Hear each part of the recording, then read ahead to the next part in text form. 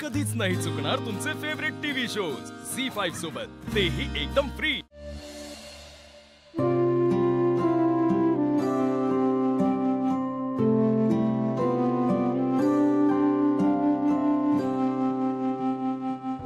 बाबा, आई आल्या।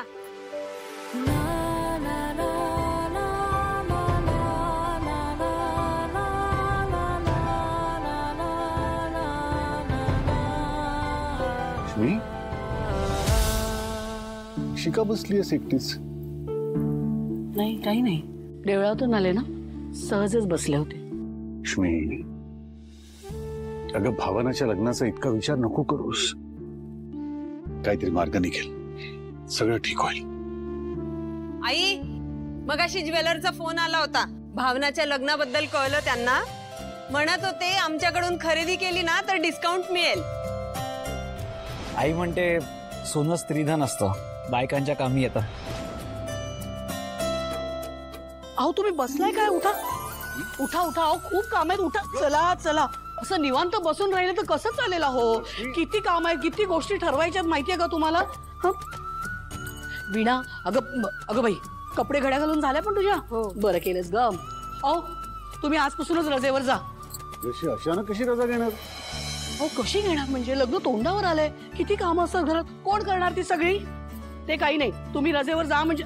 संतोष ऐक ना, कोणाला लग्नाला बोलवायचं ना त्याची एक यादी बनव आणि त्यांना बोलवण्याची जबाबदारी पण तुझी, बरं का? हा वीणा, तू एक काम कर, साडीवाल्याला संध्याकाळी घरी बोलव। हो हो। अगं काय करते? बसा बघू, बसा। लक्ष्मी काय ते सांग तर। अहो देवानेच आपल्याला मार्ग दाखवलाय आणि तुम्ही नाही म्हणूच शकत नाही। काय करते?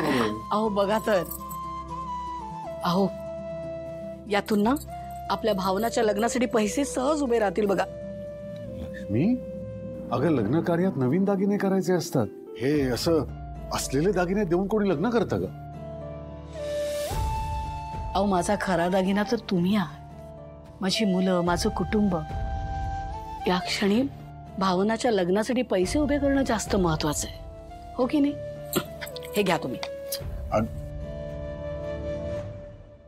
लक्ष्मी, निदान या बांगड्या तरी ठेव। अहो आता भावनाचं लग्न नीट होणं महत्वाचं आहे की नाही? आणि बांगड्या काय, माझ्या पुढल्या वाढदिवसाला तुम्ही पुन्हा नव्याने कराल, बरोबर? बरं आता बोलण्यात वेळ वाया घालवू नका, पटकन निघा आणि सोनाराकडे जाऊन या। लक्ष्मी, काय तुला काय वाटलं? मला कळत नाही की तू माझी समजूत काढण्याकरता हे सगळं बोलतेस, पण खरं तर एक बाप म्हणून, एक नवरा म्हणून मी कुठली जबाबदारी पार पाडू शकलो नाही। झी5 ॲप डाउनलोड करा आणि पहा सर्व एपिसोड्स एकदम फ्री।